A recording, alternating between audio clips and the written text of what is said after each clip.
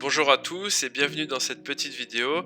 Alors cette fois, je vais vous montrer comment ajouter des utilisateurs sur votre espace afin de pouvoir collaborer avec eux sur de la gestion de projet, des tâches, pour la partie commerciale ou autre. Donc vous avez ici sur votre panneau de gauche l'onglet paramètres. Donc on va cliquer dessus et enfin si vous scrollez un petit peu vous avez utilisateur. Donc on va aller dans utilisateur et là vous pouvez voir déjà que par défaut vous avez le premier utilisateur de l'entreprise qui est vous-même, donc la personne qui a créé la société. Donc on va cliquer sur ajouter un utilisateur tout simplement et on va rajouter une personne. Donc on va l'appeler par exemple démo manager, hein, voilà. Et on va lui mettre une adresse mail ici. Donc vous pouvez lui choisir un métier. Donc moi dans la démonstration j'ai ces métiers là, mais bien sûr tout est paramétrable. Ça, vous pourrez le voir dans d'autres vidéos sur le paramétrage justement de votre société. Donc on va dire que par exemple cette personne est un technicien, un ou une. Est-ce que cette personne est administrateur, donc à ce moment-là, il donne tous les droits, ou est-ce que cette personne doit rapporter du temps, donc le temps passé sur les différents projets, donc ça fera l'objet d'une autre vidéo consacrée justement au reporting et à la consommation de budget sur les différents projets. Donc on va pas en parler maintenant. Vous pouvez lier l'utilisateur aussi à un ID Slack, c'est-à-dire que si jamais vous utilisez Slack dans votre société et que vous voulez que des notifications partent pas que sur son mail mais aussi sur son channel Slack, c'est aussi possible de faire une intégration.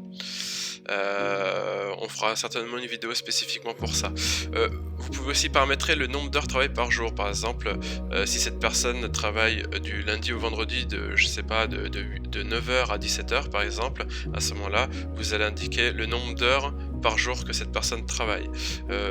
Sans compter les pauses. Donc par exemple, si cette personne par exemple travaille 8h le lundi, 8h le mardi, 8h le mercredi, 8h le jeudi et 4h le vendredi par exemple, et puis peut-être qu'elle travaille pas le samedi et le dimanche, voilà, à ce moment-là vous pouvez le noter comme ça.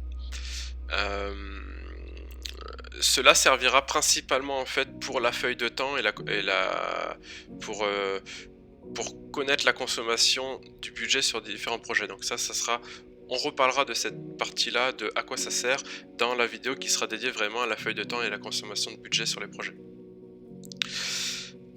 Et ensuite, vous pouvez choisir des permissions sur ce nouvel utilisateur. Donc si l'utilisateur est administrateur, vous pouvez passer cette étape, mais si la personne n'est pas un administrateur, donc ne doit pas avoir tous les droits, à ce moment-là, vous devez choisir un groupe de permissions. Dans les groupes de permissions, vous en avez par défaut, par exemple chef de projet, commercial, productif. Je vous déconseille de cocher client, parce qu'en général, c'est un groupe de permissions réservé pour vos clients, donc dans les contacts. Donc ça, pareil, je vous invite à regarder la vidéo sur la gestion des contacts et l'invitation de vos clients à travailler avec vous sur le logiciel. Mais je vous déconseille de mettre un utilisateur interne à votre société sur le groupe de permission client. Après, dans certains cas spécifiques, vous pourriez en avoir besoin, mais je vous le déconseille parce que ça a des droits plus restreints quand même que des gens internes de chez vous. Donc imaginons que cette personne, je vais lui donner le groupe de permissions productif. Donc cela va définir en fait un ensemble de permissions sur les différentes sections du logiciel. Pour cela, vous pouvez aller voir sur notre site le descriptif de chacun des groupes de permissions qui sont détaillés et qui vous expliquent quelles sont les permissions pour chacun de ces groupes. Et il y a aussi également une vidéo sur la gestion des groupes de permissions et comment affiner les permissions de façon plus fine tout simplement. Mais vous pouvez aussi choisir un groupe de permissions, mais aussi ajuster.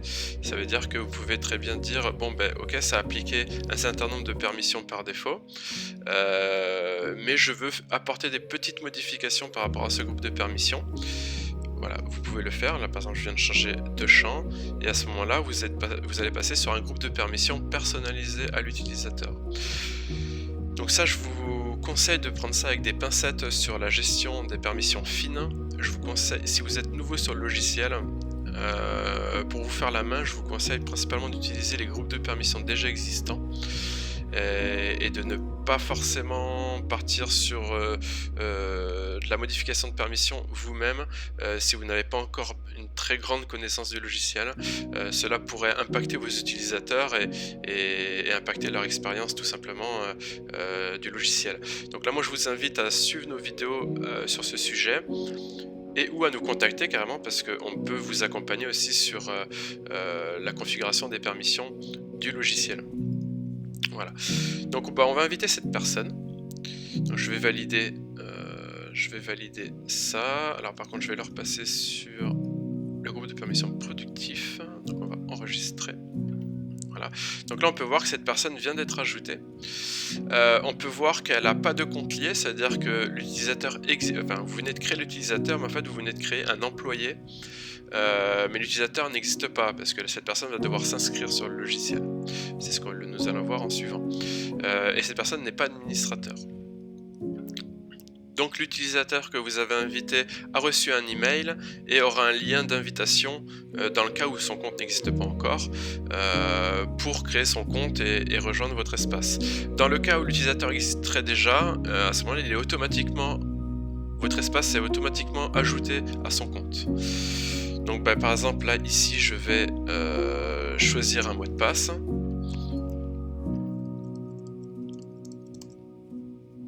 Voilà, on va créer le compte. Et donc voilà, la personne vient de créer son compte et on peut voir que elle a tout de suite accès à la société sur laquelle je lui ai permis d'accéder. Donc il s'appelle My Company.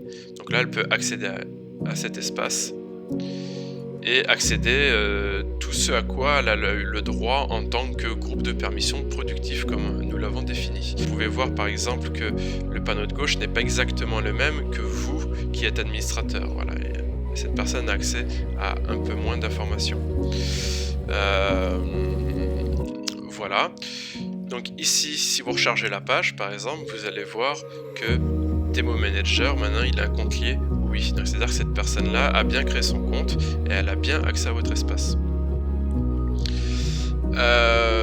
Vous pouvez utiliser la barre de recherche pour chercher des personnes si jamais vous avez trop d'utilisateurs sur votre plateforme, et après vous pouvez cliquer sur utilisateur suspendu pour voir les utilisateurs qui ne sont pas actifs sur votre société.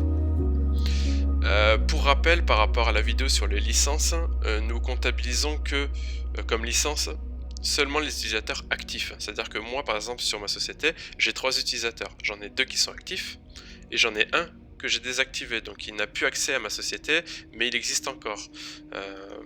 Et on peut bien voir dans licence et stockage que j'ai bien 2 utilisateurs actifs et que du coup je peux encore créer 8 utilisateurs. Voilà, ça c'était pour la petite démo à ce niveau-là.